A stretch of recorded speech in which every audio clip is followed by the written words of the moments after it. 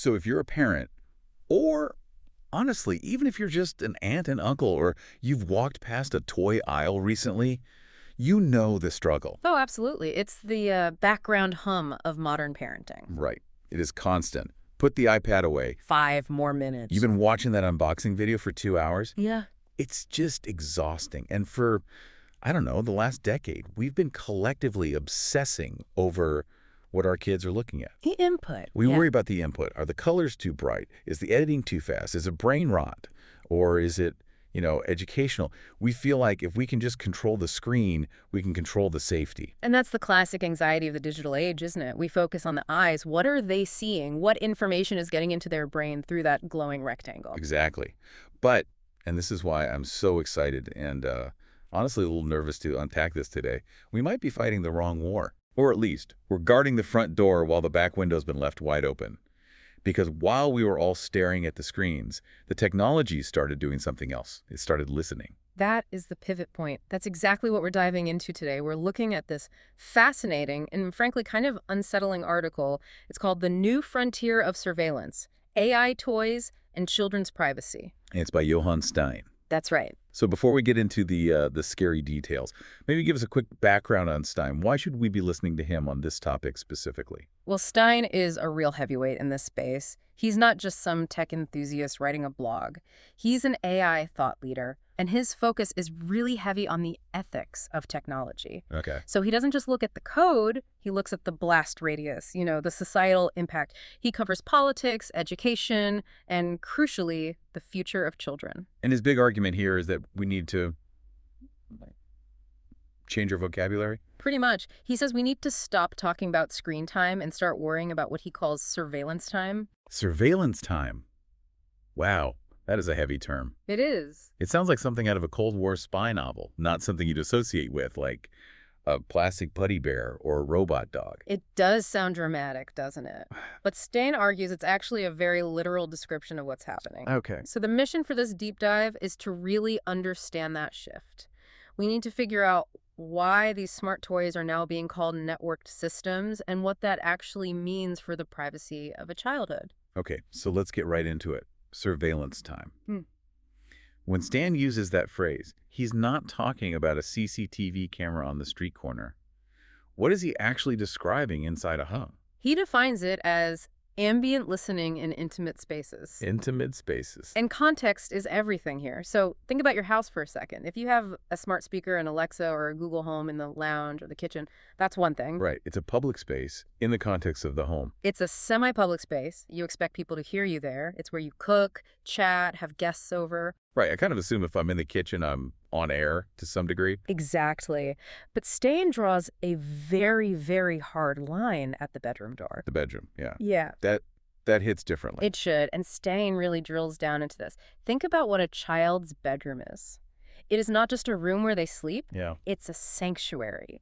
It's where identity formation happens. It's where kids whisper secrets to their stuffed animals, where they cry when they're frustrated, where they sing off key. Where they decompress. It's the one place where they're supposed to be completely 100% unobserved. I remember talking to my toys as a kid. I mean, full-on conversations. I was the teacher. They were the students.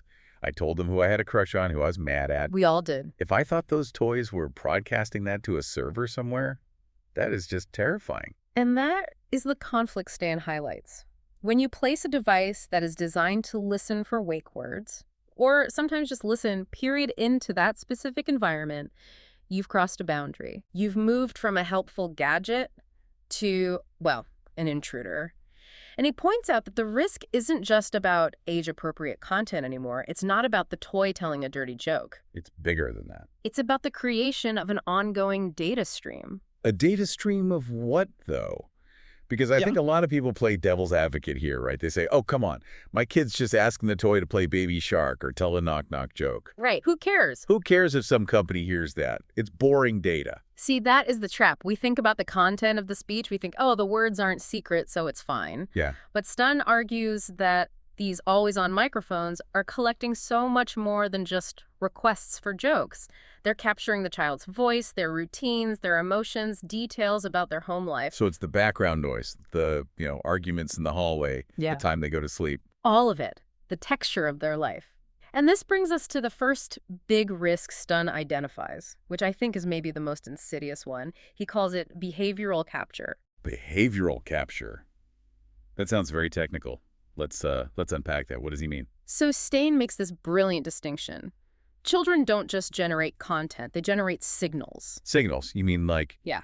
body language, but for audio? Exactly. Think about tone of voice, hesitations, the pattern of use, the time of day they're talking to the toy. Even the types of questions they ask can reveal a huge amount about their psychological state. Oh, wow. So the risk here shifts from the AI giving a bad answer, which is what we usually worry about, to the system inferring things about the child. So the system could figure out, oh, this kid sounds anxious every day around 4 p.m., or this kid is asking questions that suggest they're lonely. Correct. And here's where it gets really interesting and scary. Steyn calls this the black box problem. The parents cannot see these inferences. What do you mean? You don't get a monthly report saying, hey, our AI has determined your child is exhibiting signs of social anxiety. Yeah. That data is just harvested, processed, and, potentially used to build a profile, but the parent is completely blind to it. And the child has no idea.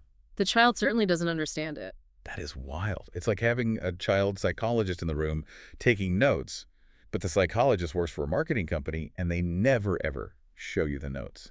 That is a disturbingly accurate analogy. And unlike a human psychologist who has, ethics and confidentiality rules, this data helps train a model or build a consumer profile that could theoretically follow that child for years. It effectively commodifies their growing pains. Precisely. And this leads right into the second major risk Steyn discusses, which is more about the relationship itself, the confidant problem. Confidant problem. This is about how the kid actually sees the toy, right? Yes. We're seeing a new generation of AI toys that are designed to be emotional. They're not just robotic voices anymore. They're designed to simulate affection. They're designed to be comforting, attentive, and friendly. Which sounds great on paper. I mean, a toy that's always nice to you. Why is that a problem? Because it blurs the line between object and subject. Steyn argues that for a child, the toy stops being a product and becomes a friend, a confidant. And that's dangerous territory. It is. Steyn references a report about an AI teddy bear. It was found to produce highly unsuitable responses. Highly unsuitable is usually lawyer speak for absolutely terrible. It usually is, and Steyn calls these predictable failure modes. When you put a general-purpose language model, basically a chatbot like ChatGPT, inside a teddy bear, you can't fully control what it says. But the child trusts it. The child assumes the bear has their best interests at heart. Exactly. And there was also a warning that even toys marketed as educational can collect sensitive data while delivering inaccurate information. So you get the worst of both worlds. The toy is wrong about the math problem, but it's right about your personal data. Essentially, yes, it's stealing your secrets and teaching you bad math. But the emotional component is the real hook. If a child bonds with a device, they're more likely to share private information. They're more likely to be influenced by it. And that relationship is almost entirely unregulated. Which brings us to the third risk Steyn identifies, the Wild West of regulation. Or inadequate regulation, as he puts it. The technology is just moving at light speed. The laws are moving at the speed of, laws. Glacial. Yeah. Steyn makes this point that parents are being forced into governance responsibilities they never asked for. You basically have to be a chief information security officer just to buy a birthday present. It's so true. I feel like I need a law degree and a computer science degree just to read the terms of service on a new gadget. And honestly, who reads them? Nobody. We all just click accept because the kid is screaming for the toy. Exactly. And that is not fair to parents. Steyn argues that the market is just expanding so quickly that regulation is struggling to keep up. But, and this is important, we are starting to see some movement. Yeah, let's zoom out a bit, because Steyn mentions this isn't just one guy shouting into the void. Governments are starting to panic a little, aren't they? Panic might be strong, but they're certainly reacting. Steyn points to the global context. In the UK, for example, there was a major consultation about children's social media use and stricter age checks. They're trying to tighten the net. And what about in the U.S.? I know we hear a lot about hearings, but does anything ever actually happen? Well, in the U.S., there's been this big battle over something called duty of care. Duty of care, that's a legal term, right? What does it actually mean in this context? It's really the core question of this entire debate. What obligations does a company have when their product predictably affects a minor's well-being? Okay. Think of it this way. If you build a car, you have a duty of care to make sure the brakes work. You can't just say, well, the driver should check the brake pads. Right. You sold a car, it needs to stop. Exactly. Now, apply that to AI. If you build an AI companion for a 6-year-old, do you have a duty of care to ensure it doesn't manipulate them or spy on them? You would think the answer is obviously yes. You would think, but it's legally contested. And Steyn brings this home to his own context in South Africa, but the point he makes is universal. He warns policymakers that this can't be treated as just a US or UK issue. Because the toys are everywhere. If a toy is made in China, with software from Silicon Valley and sold in Cape Town, whose laws even apply? Precisely. We operate in high-risk digital environments globally. Steyn's argument to regulators is that we need to align child protection, consumer protection, and privacy. And this is a really interesting twist. We have to do it without using age assurance as an excuse for more surveillance. Oh, explain that. How does that work? Well, imagine a law says you must prove you're an adult to use this service. The easiest way to do that is to scan your face or upload an ID. Right. So in the name of privacy, you end up giving the company more biometric data. Steyn warns against falling into that trap. It's a delicate balance. You want to keep kids out of adult spaces, but you don't want to turn the internet into a police state to do it. Exactly. Okay, so we've defined the problem. We're moving from screen time to surveillance time. We've got behavioral capture, emotional manipulation, and a regulatory system that is just playing catch-up. This is heavy stuff. It is. I want to shift gears to solutions. Because Steyn doesn't just admire the problem, he does offer some paths forward. He does. And he splits it into two camps. What companies need to do and what we, the regular people, need to do. Let's start with the companies.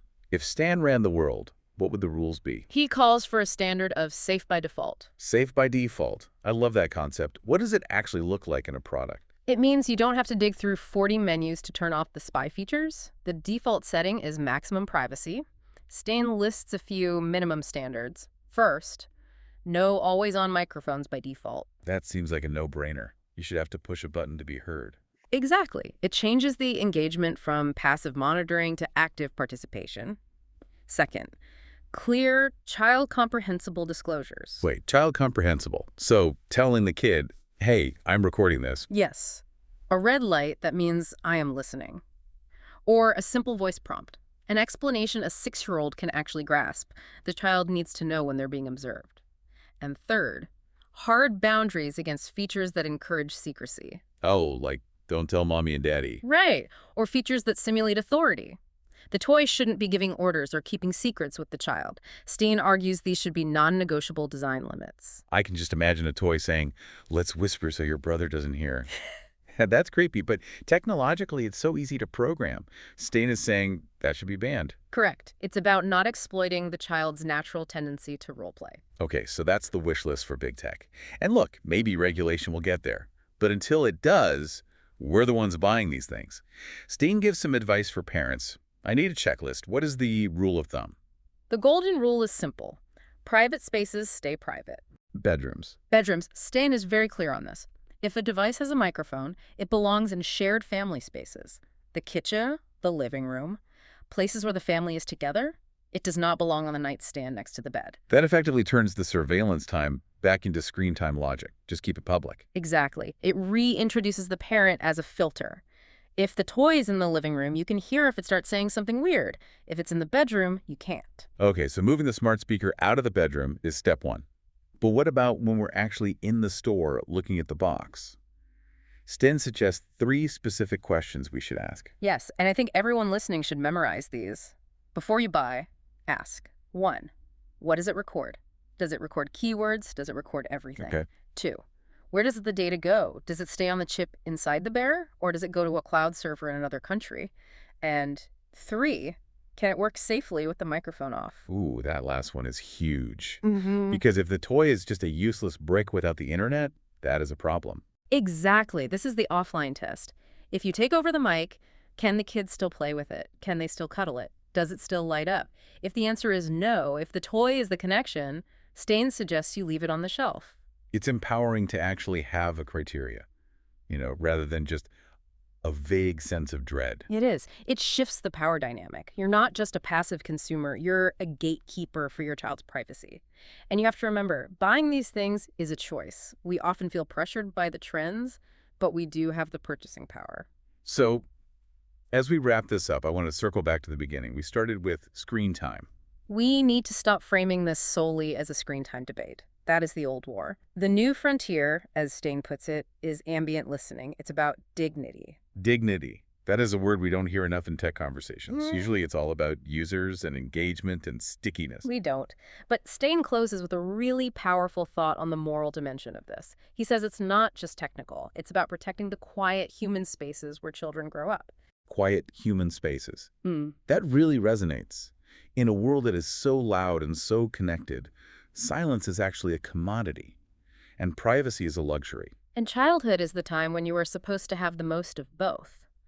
If we normalize a world where a child's most private moments, their fears, their songs, their sleep talking become product input, we have lost something profound. We've commodified the act of growing up. It really makes you look at that little flashing LED light in the corner of the room differently. It's not just a status light. It's an eye, or rather an ear. It should make us uncomfortable. That discomfort is a signal that a boundary has been crossed. So here's a thought I want to leave you with, listeners. It comes straight from the implications of Steyn's argument. If we hand our children a device that is designed to simulate love, affection, and authority, and that device is owned by a corporation with a bottom line, are we comfortable with outsourcing that relationship? Are we okay with a third party being the one our children whisper to in the dark? That is the question we all need to answer. Check your devices. Maybe reclaim a little bit of silence in your house tonight. Thanks for diving in with us. See you next time.